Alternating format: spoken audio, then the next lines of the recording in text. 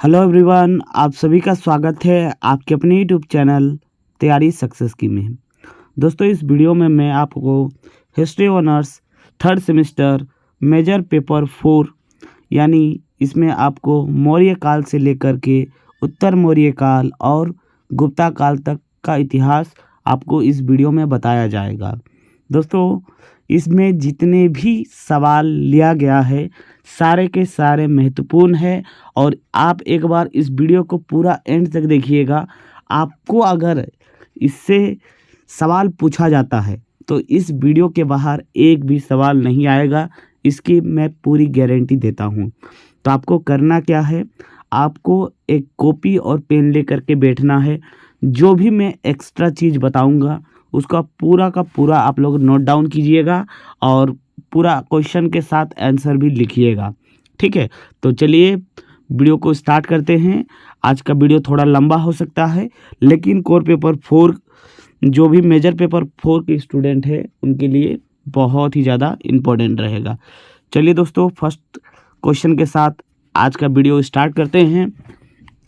दोस्तों, पहला क्वेश्चन है, मौर्य साम्राज्य की स्थापना किसने की? दोस्तों, मौर्य साम्राज्य की स्थापना चंद्रगुप्त मौर्य ने किया था। ठीक है दोस्तों, मैं आप लोगों को महाजनपद काल के बाद वाला घटना बता देता हूँ। दोस्तों, आप सभी को पता है कि दोस्तों भारत में 16 महाजनपद हुआ, जिसमें पाटलिपुत्र सबसे शक्तिशाली हुआ। पाटलिपुत्र में ही दोस्तों मगध आता है, ठीक ना, तो मगध सबसे ज़्यादा शक्तिशाली हुआ। ठीक है, और मगध जब महाजनपद बना उसके बाद दोस्तों यहाँ पर कई वंश आए, जिसमें पहला है हर्यक वंश, दूसरा है नंद वंश। ठीक है, और दोस्तों ये जो नंद वंश था इसके जो अंतिम शासक था जिसका नाम था धनानंद। ठीक है, धनानंद को मार करके ही चंद्रगुप्त मौर्य ने मौर्य साम्राज्य की स्थापना किया था। ठीक ना दोस्तों, आपको चंद्रगुप्त मौर्य से और भी कुछ कुछ सवाल इम्पोर्टेंट है, आप लोग याद रखिएगा। दोस्तों, चंद्रगुप्त मौर्य के शासन काल में ही जो सिकंदर था, सिकंदर का जो सेनापति था सेलुकस ने एक मतलब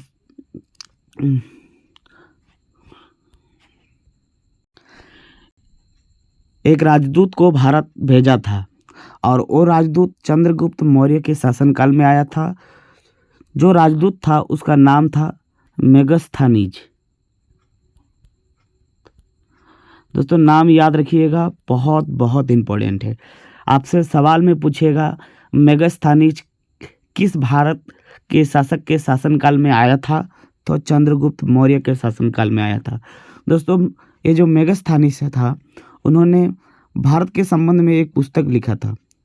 पुस्तक का नाम है इंडिका। ठीक ना, और इंडिका में उन्होंने भारतीय समाज को 7 भागों में बांटा था। तो पहला सवाल से आप लोगों को इतनी सारी जानकारी मिलती है। ठीक ना, सवाल में बहुत सारा चीज़ जो इम्पोर्टेंट है मैंने बताया। क्या बताया? चंद्रगुप्त मौर्य ने मौर्य वंश का स्थापना किया था। उसके शासनकाल में सेल्यूकस ने अपना जो दरबारी विद्वान था मेगस्थानीज, उनको भारत भेजा था।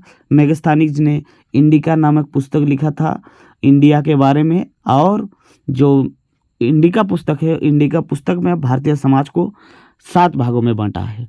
चलिए आगे चलते हैं। दोस्तों, नेक्स्ट सवाल है, किस मौर्य शासक ने धर्म को अपनाया था? दोस्तों, धर्म मतलब क्या है? एक प्रकार का धर्म। ठीक है, और इसमें जो धर्म है ये कोई विशेष धर्म नहीं था। दोस्तों, सभी धर्म का जो भी अच्छाई चीज़ है उस धर्म को लेकर बनाया गया था, और ये बनाने वाला कौन था? ये था अशोक। ठीक ना दोस्तों, अशोक से एक चीज़ याद रखिएगा, अशोक ने 261 ईसा पूर्व में कलिंग का युद्ध लड़ा था। ठीक है, कलिंग का युद्ध लड़ा था। मोस्ट इम्पोर्टेंट है। जितना सवाल बन सकता है मैं आप लोगों को पूरा इस 50 क्वेश्चन में पूरा निचोड़ दूंगा। ठीक ना, चलिए नेक्स्ट सवाल पे चलते हैं। नेक्स्ट सवाल है, मौर्य काल में किस प्रसिद्ध शहर को व्यापार का केंद्र माना जाता था। दोस्तों मौर्य काल में जो सबसे प्रसिद्ध व्यापार का केंद्र था वो था तक्षशिला, ठीक ना। और तक्षशिला में ही जो भी बड़ा बड़ा यूनिवर्सिटी उस टाइम हुआ और शिक्षा का केंद्र भी तक्षशिला रहा था, ठीक ना। यहाँ तक कि जो मौर्य शासक हुए, चंद्रगुप्त मौर्य, अशोक, सभी के सभी तक्षशिला से ही ज्ञान की प्राप्ति किया था। तो जो काल था उसमें व्यापार का केंद्र रहा तक्षशिला और शिक्षा का भी केंद्र रहा था तक्षशिला, ठीक ना। नेक्स्ट है, अशोक के किस शिलालेख में अहिंसा का उल्लेख है। तो अहिंसा का उल्लेख है धम्म शिलालेख, ठीक ना, याद रखिएगा, मोस्ट इम्पोर्टेंट। दोस्तों नेक्स्ट सवाल है, मौर्य साम्राज्य का अंतिम शासक कौन था।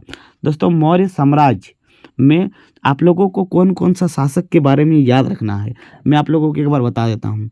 दोस्तों मौर्य जो साम्राज्य था उसके संस्थापक था चंद्रगुप्त मौर्य, ठीक ना।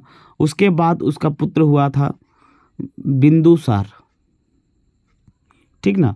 बिंदुसार के बाद उसका बेटा हुआ था अशोक। दोस्तों अशोक ने मतलब शस्त्र त्याग दिया था कलिंग युद्ध के बाद, इसलिए इसके आने वाला जो पीढ़ी हुआ था उतना ज़्यादा शक्तिशाली नहीं हुआ, ठीक ना। उसके बाद कुणाल हुआ, उसके बाद दशरथ हुआ, ये सब उतना ज़्यादा शक्तिशाली नहीं हुआ। लेकिन जो अंतिम शासक हुआ था उसको आपको नाम याद रखना है। अंतिम शासक था बृहदत्त, ठीक है, बृहदत्त। कहीं कहीं बृहस्पति लिखा है, कहीं कहीं बृहदय लिखा है, तो याद रखिएगा बृहदत्त सबसे अंतिम शासक था मौर्य शासनकाल का, ठीक है। और बृहदत्त को हत्या किसने किया था, उसके सेनापति पुष्यमित्र शुंग ने किया था। याद रखिएगा बृहदत्त की हत्या किसने किया था, पुष्यमित्र शुंग। और पुष्यमित्र शुंग ने शुंग वंश का स्थापना किया था बृहदत्त को मार के। तो इस क्वेश्चन का आंसर हो जाएगा ब्रह्मदत्त, ठीक है। कहीं कहीं ब्रह्मदत्त लिखता है, कहीं कहीं बृहदत्त लिखता है, तो आप लोग नाम से कंफ्यूज मत होइएगा, ठीक ना। नेक्स्ट सवाल है, किस मौर्य शासक ने भारत में बौद्ध धर्म का प्रचार किया था। दोस्तों जो मौर्य शासक अशोक हुआ वो भारत में बहुत ही बड़े पैमाने पर बौद्ध धर्म का प्रचार प्रसार किया। भारत के साथ साथ इंडोनेशिया, श्रीलंका और भी कई जगह पर जो बौद्ध धर्म था उनको फैलाया, ठीक ना।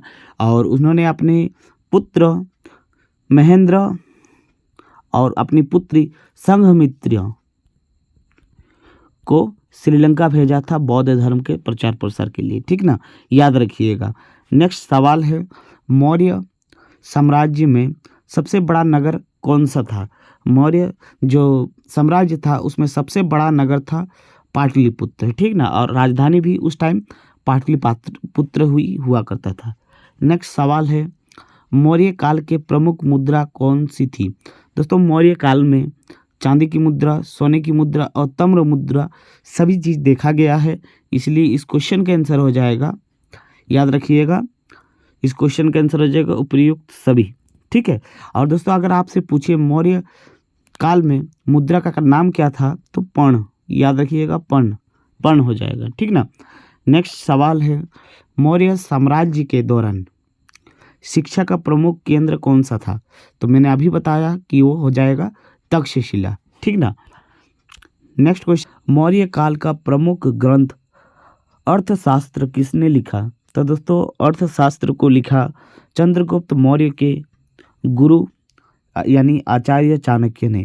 दोस्तों आचार्य चाणक्य का ही 3 नाम है, पहला है चाणक्य, दूसरा है कौटिल्य, तीसरा है विष्णुगुप्त। तीनों नाम याद रखिएगा, जरूरी नहीं है कि वो चाणक्य ही दे, ठीक ना, बहुत ज़्यादा चांसेस है कि वो कौटिल्य दे, ठीक ना। नेक्स्ट सवाल है, गुप्त साम्राज्य की स्थापना किसने किया। दोस्तों ये जो स्थापना से संबंधित सवाल होते हैं ये बहुत ही ज़्यादा इम्पोर्टेंट होते हैं। तो बात करें अगर गुप्त साम्राज्य की, तो गुप्त साम्राज्य की स्थापना किया था दोस्तों श्रीगुप्त, ठीक ना। लेकिन दोस्तों ये जो श्रीगुप्त थे उतना ज़्यादा पॉपुलर नहीं थे, इसलिए कहीं कहीं पर और कुछ कुछ पुस्तक में जो उनके वास्तविक कहा जाता है कि गुप्त साम्राज्य का वास्तविक संस्थापक कौन था, तो उस जगह पर आपको चंद्रगुप्त प्रथम भी देखने को मिल सकता है। दोस्तों इससे पहले हम लोग चंद्रगुप्त मौर्य पढ़े थे, ठीक ना। चंद्रगुप्त मौर्य था मौर्य वंश के शासक, और चंद्रगुप्त प्रथम थे वो गुप्त वंश के शासक। अगर आपसे सीधा सवाल में पूछे चंद्रगुप्त साम्राज्य का स्थापना किसने किया, तो श्रीगुप्त लगाइएगा। और अगर मान लीजिए ऑप्शन में श्रीगुप्त ना रहे तो चंद्रगुप्त प्रथम लगाइएगा। तो इस प्रश्न में आपको श्रीगुप्त दिया गया है, तो इसका आंसर हो जाएगा श्रीगुप्त, ठीक ना। चलिए नेक्स्ट सवाल। दोस्तों नेक्स्ट सवाल है, किस गुप्त सम्राट को विक्रमादित्य के नाम से जाना जाता है। दोस्तों विक्रमादित्य क्या है, विक्रमादित्य एक उपाधि है, ठीक ना, उपाधि है। और ये उपाधि कोई शासक तब धारण करता था जब वो किसी एरिया को जीत लेता था या फिर सभी को अपना गुलाम बना लेता था, ठीक ना। तो विक्रमादित्य का जो उपाधि धारण किया था वो चंद्रगुप्त द्वितीय ने धारण किया था।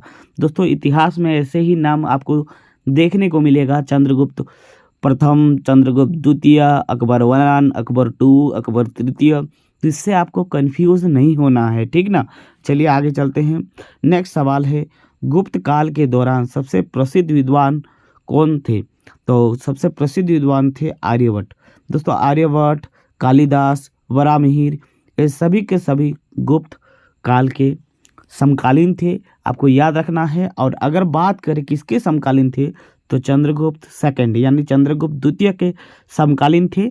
तो सबसे ज़्यादा बुद्धिमान कौन था, तो वो था आर्यभट्ट। आर्यभट्ट ने ही शून्य का आविष्कार किया था, आप लोग को याद रखना है, ठीक ना। आपसे इस तरह का सवाल पूछा जा सकता है कि बताइए कि शून्य का आविष्कार किसने किया, तो आर्यभट्ट ने किया था, ठीक ना। दोस्तों नेक्स्ट सवाल है, गुप्त साम्राज्य का मुख्यालय कौन सा नगर था। दोस्तों गुप्त जो साम्राज्य था उसका मुख्यालय था पाटलिपुत्र, ठीक ना। आगे चलते हैं। नेक्स्ट है, गुप्त काल का प्रमुख मुद्रा कौन सी थी। तो गुप्त काल की प्रमुख मुद्रा थी सोने की मुद्राएं, ठीक ना। उन्होंने सोने की मुद्राएं चलाई। नेक्स्ट सवाल है, किस ग्रंथ को गुप्त काल के दौरान लिखा गया जो गणित और खगोल शास्त्र पर आधारित था। तो दोस्तों याद रखिएगा, आर्यभट्टीय। आर्यभट्टीय जो था, जो आर्यभट्ट ने लिखा था, उसमें गणित और खगोल शास्त्र का उल्लेख किया गया है जो गुप्त काल से संबंधित है। दोस्तों नेक्स्ट सवाल है, गुप्त काल के दौरान शिक्षा का प्रमुख केंद्र रहा। तो शिक्षा का प्रमुख केंद्र कौन सा था, उस टाइम नालंदा था। दोस्तों नालंदा से आप लोग को क्या क्या याद रखना है, ध्यान से सुनिए। दोस्तों नालंदा कहाँ है, ये है पहला चीज, ये है बिहार में। नेक्स्ट है कि नालंदा की स्थापना किसने किया, तो आपको याद रखना है कुमारगुप्त, ठीक ना। और तीसरा है, आपको याद रखना है कि ये जो नालंदा जो विश्वविद्यालय था, इसका विनाश किसने किया, तो याद रखिएगा बख्तियार खिलजी, ठीक है। बख्तियार खिलजी, इन्होंने जो मतलब जो शिक्षा का केंद्र नालंदा था उसको जला दिया था, ठीक ना। और वो मॉडर्न टाइम का ये था, एक सेनापति था, ठीक ना। चलिए आगे चलते हैं। मॉडर्न टाइम मतलब वो जो आप पढ़ेंगे ना, मध्य भारत, मध्यकालीन भारत, उस टाइम आपको पढ़ने को मिलेगा बख्तियार खिलजी, ठीक है। नेक्स्ट है, गुप्त काल के दौरान किस धर्म का पुनर्जागरण हुआ, यानी फिर से वो धर्म को बहुत ही ज़्यादा प्रचार प्रसार किया गया, तो हो जाएगा हिंदू धर्म, ठीक ना। यानी जितने भी गुप्त शासक हुए उन्होंने हिंदू धर्म को अपनाया था। दोस्तों यहाँ पर मैं आप लोगों को गुप्त साम्राज्य से संबंधित और 2-4 गो सवाल बता देता हूँ जो आप लोगों के लिए मोस्ट इम्पोर्टेंट रहेगा।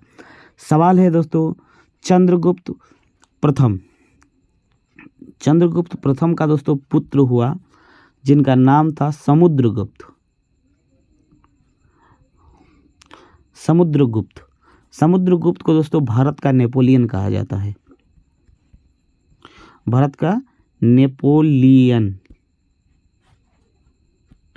समुद्रगुप्त को भारत का नेपोलियन कहा जाता है। और किसने कहा था? तो बी सुमित ने कहा था। सुमित एक इतिहासकार है और ये जो समुद्रगुप्त थे उन्होंने बहुत सारे युद्ध किया था, अश्वमेध युद्ध यज्ञ करवाया था। कहा जाता है कि जो समुद्रगुप्त थे उसने अपने शासनकाल में बहुत सारे युद्ध लड़े थे और आसपास के जितने भी शासक थे उन सभी को पराजित किया था, इसलिए उसे भारत का नेपोलियन कहा जाता है। ठीक ना। नेक्स्ट दोस्तों आपको एक सवाल याद रखना है, जो चंद्रगुप्त द्वितीय था उसके शासनकाल में एक विदेशी यात्री आया था जिसका नाम था फाहियान। ठीक ना। और ये फाहियान जो था ये चीन से आया था। ठीक ना, याद रखना है आपको, ये सब पूरा का पूरा नोट डाउन कर लीजिए। ठीक ना। तो इस क्वेश्चन में क्या पूछा जा रहा है, चंद्रगुप्त काल के किस सम्राट ने शांति और समृद्धि के लिए अपनी नीति बनाया था? तो हो जाएगा चंद्रगुप्त द्वितीय। नेक्स्ट है कि गुप्त काल के किस कला का विकास हुआ? तो दोस्तों गुप्त काल को दोस्तों भारतीय इतिहास का स्वर्णिम काल कहा जाता है, यानी स्वर्ण युग। भारतीय इतिहास का स्वर्ण युग गुप्त काल को कहा जाता है। उसमें मूर्ति कला, चित्रकला, स्थापित कला, सभी चीज के ऊपर पूरा का पूरा विकास हुआ, तो इसलिए उपयुक्त सभी इस क्वेश्चन का आंसर होगा। नेक्स्ट है कि कुषाण साम्राज्य की स्थापना किसने किया? दोस्तों कुषाण साम्राज्य आया ही कब था, मैं आप लोगों को बताता हूँ। दोस्तों जैसे ही मौर्य साम्राज्य का अंत होता है, उसका अंतिम शासक बृहदत्त का मार करके जो पुष्यमित्र संघ था उन्होंने एक नया साम्राज्य की स्थापना किया था, शुंग वंश। शुंग वंश का जैसे ही दोस्तों खत्म हुआ है ना, तो शुंग वंश के बाद आया था कर्ण वंश, जो बहुत ही एक छोटा मामूली सा वंश था, आपको याद नहीं रखना है। कर्ण वंश के बाद दोस्तों कुषाण वंश आया, और कुषाण दोस्तों ये मध्य एशिया से आया था, कह सकते हैं कि एक विदेशी था। ठीक ना। और कुषाण वंश के जो संस्थापक था और कुजुल कड़भिशेष था, लेकिन इसके जो प्रसिद्ध शासक हुआ था वो था कनिष्क। ठीक ना, बहुत बहुत इंपॉर्टेंट है, मोस्ट इंपॉर्टेंट है। तो इसमें आपका पूछा जा रहा है कि कुषाण वंश के साम्राज्य की स्थापना किसने किया था? तो कुजुल कड़भिशेष। सवाल है कि सबसे प्रसिद्ध शासक कौन था कुषाण वंश का? तो कनिष्क। नेक्स्ट है कि कुषाण साम्राज्य के दौरान बौद्ध धर्म का प्रचार प्रसार किसने किया? तो बौद्ध धर्म का प्रचार प्रसार कनिष्क ने किया, और कनिष्क के टाइम ही चौथा बौद्ध संगीति हुआ था दोस्तों। और ये कहाँ पर हुआ था? तो आपको याद रखना है, कश्मीर में। ठीक ना। चलिए आगे चलते हैं। नेक्स्ट है कि कुषाण वंश का प्रमुख नगर कौन सा था? तो हो जाएगा दोस्तों तक्षशिला। ठीक ना। नेक्स्ट है कि कुषाण साम्राज्य का सबसे बड़ा शिलालेख किस सम्राट का समय का है? तो वो कनिष्क के समय का है दोस्तों। नेक्स्ट है कुषाण काल के दौरान कौन सी मुद्राएं प्रचलित थी? तो सोने की मुद्राएं। दोस्तों ये जो कुषाण थे ये सबसे ज़्यादा सोने के मुद्राएं को चलाया था, याद रखना है, लेकिन सबसे ज़्यादा शुद्ध सोने की मुद्राएं चलाया था गुप्त शासकों ने। ठीक ना। नेक्स्ट है कि कुषाण साम्राज्य का मुख्य धर्म क्या था? तो कुषाण साम्राज्य का मुख्य धर्म था बौद्ध धर्म। ठीक ना। नेक्स्ट चलते हैं, कुषाण वंश के किस शासक के शासनकाल में कला का विकास हुआ? तो किस कला का विकास सबसे ज़्यादा हुआ कुषाण वंश के टाइम में? तो स्थापित कला। ठीक ना, क्योंकि कुषाण वंश के टाइम का कोई भी मूर्ति या फिर चित्र देखा नहीं गया है। ठीक ना। दोस्तों अगर आपको वीडियो अच्छा लग रहा है तो प्लीज़ वीडियो को लाइक कीजिएगा, अपने दोस्तों के साथ ज़रूर शेयर कीजिएगा। इस वीडियो को देखने के बाद आपको एक प्रश्न के लिए भी, ऑब्जेक्टिव के लिए कहीं भागना नहीं पड़ेगा, और आपका बहुत सारा कंसेप्ट इसी वीडियो से क्लियर हो जाएगा। नेक्स्ट है कि कुषाण साम्राज्य के दौरान भारत में कौन सा प्रमुख व्यापार मार्ग था? तो कुषाण जो वंश था उसके टाइम पे भारत में एक प्रमुख व्यापार मार्ग बनाया गया था जिसका नाम था रेशम मार्ग। ठीक है, कहीं कहीं पर दोस्तों आपको सिल्क मार्ग भी देखने को मिल सकता है। ठीक ना। नेक्स्ट है कि कुषाण साम्राज्य का पतन किसके द्वारा हुआ? तो कुषाण साम्राज्य का पतन जो था वो हुण दोस्तों एक आक्रमणकारी था जो बार बार भारत पे आक्रमण कर रहे थे लूटपाट करने के लिए। तो बार बार हुणों के आक्रमण के वजह से ये जो कुषाण वंश था ये समाप्त हो गया, इसका अंत हो गया, पतन हो गया। ठीक ना। नेक्स्ट है कि गुप्त काल के प्रमुख साहित्यकार कौन है। तो दोस्तों यहाँ पर थोड़ा करेक्शन कर लीजिएगा। सवाल है कि गुप्त काल के प्रमुख साहित्यकार कौन थे। तो गुप्त काल के प्रमुख साहित्यकार थे वो कालिदास। दोस्तों कालिदास ने बहुत ही ज़्यादा पुस्तक लिखा था जो अपने टाइम में और वर्तमान में भी बहुत बहुत पॉपुलर है। ठीक ना।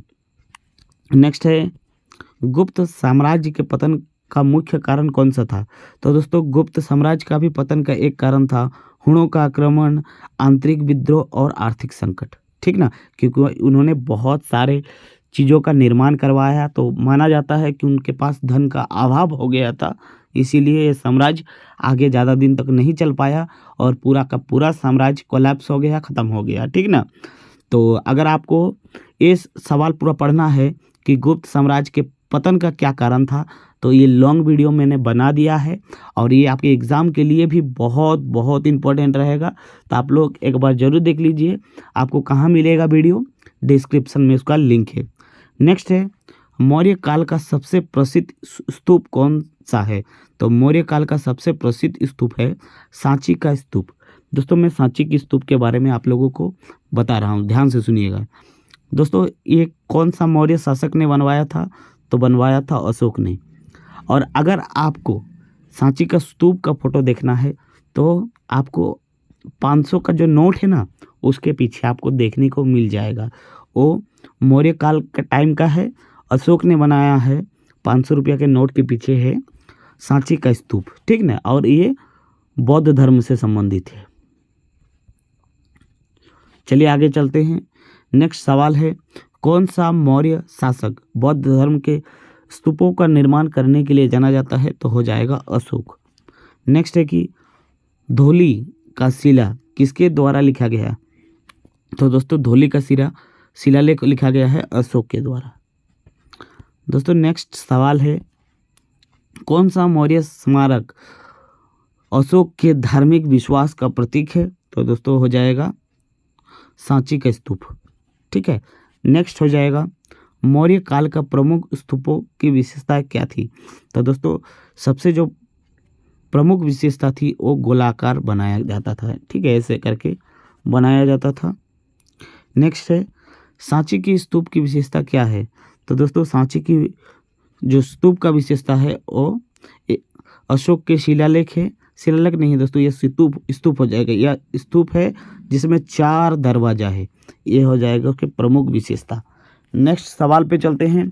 नेक्स्ट सवाल है कौन सा स्तूप मौर्य काल का सबसे प्राचीनतम वास्तुकला का उदाहरण है। तो हो जाएगा दोस्तों सांची का स्तूप। दोस्तों नेक्स्ट सवाल है मौर्य काल में अशोक ने किस प्रसिद्ध कला का विकास किया। तो दोस्तों किस प्रसिद्ध कला का विकास किया। तो स्थापित कला। ठीक ना। दोस्तों मैं एक बार आपको बता देता हूँ कि ये चीज़ है क्या। मूर्तिकला मतलब कोई भी मूर्ति का निर्माण करना, चित्रकला मतलब कोई भी पेंटिंग बनवाना, स्थापित कला यानी कोई भी चीज़, नवीन चीज़ का निर्माण करना। ठीक ना। तो अगर अशोक की बात करें तो स्थापित कला होगा। ठीक ना। नेक्स्ट सवाल है किस मौर्य स्मारक में शेरों की 4 मूर्तियां हैं। तो शेरों की 4 मूर्तियां हैं सारनाथ का स्तंभ। ठीक ना।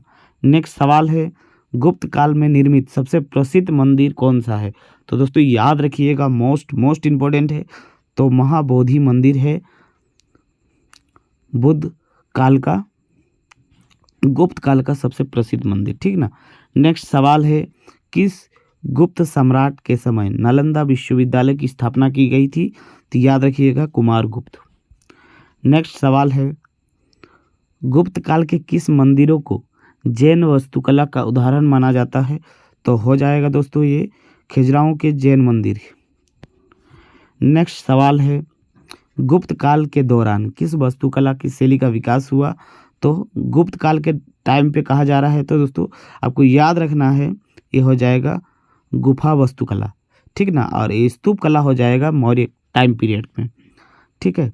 नेक्स्ट है गुप्त काल का सबसे प्रसिद्ध गुफा कौन सा है। तो अजंता का गुफा है गुप्त काल का सबसे प्रसिद्ध गुफा है। नेक्स्ट है गुप्त काल में किस कला का प्रमुख विकास हुआ। तो किस कला का। तो गुप्त काल का बात कर रहा है दोस्तों, तो मूर्तिकला, चित्रकला, स्थापित कला यानी तीनों कला के बारे में। नेक्स्ट है, गुप्त काल के किस मंदिरों में मंडप की विशेषता है? तो मंडप की विशेषता किसमें है? महाबोधि मंदिर। दोस्तों ये मंडप क्या है? मंदिर का ही एक डिज़ाइन होता है दोस्तों, उसको कहते हैं मंडप, ठीक ना। नेक्स्ट है, गुप्त काल के दौरान किस ग्रंथ में वास्तुकला के बारे में जानकारी दी गई है? तो आपको याद रखना है दोस्तों, ये हो जाएगा मानसारा। मानसारा एक प्रकार का दोस्तों ग्रंथ है जिसमें जितने भी बौद्ध काल के वास्तुकला के बारे में जानकारी दी गई है। दोस्तों आपका अंतिम सवाल हो जाएगा, गुप्त काल के किस स्मारक में शेरों का स्तंभ है? तो हो जाएगा सारनाथ का स्तंभ। तो दोस्तों आई होप आपको अच्छा लगा होगा। और आपके लिए एक क्वेश्चन है दोस्तों, ये आपका होमवर्क का क्वेश्चन है, ये आपको आंसर करना है कमेंट बॉक्स में। सवाल है कि मेगास्थनीज भारत में किसके दरबार में आया था, यानी कौन से शासक के दरबार में आया था, और आपको कमेंट बॉक्स में उन शासक का नाम लिखना है। और जितना हो सके मेगास्थनीज के बारे में उन्होंने कौन सा पुस्तक लिखा और क्या लिखा उसमें, जितना हो सके आप अगर अच्छा से पढ़े हैं तो कमेंट बॉक्स में कमेंट कीजिएगा। तो आई होप ये वीडियो आपको अच्छा लगा होगा। वीडियो थोड़ा लंबा था क्योंकि पूरा का पूरा सिलेबस को कवर करना था। तो मिलते हैं नेक्स्ट वीडियो में। वीडियो को ज़रूर शेयर कीजिएगा और चैनल पर नए हैं तो चैनल को सब्सक्राइब कर लीजिए। तब तक के लिए जय हिंद,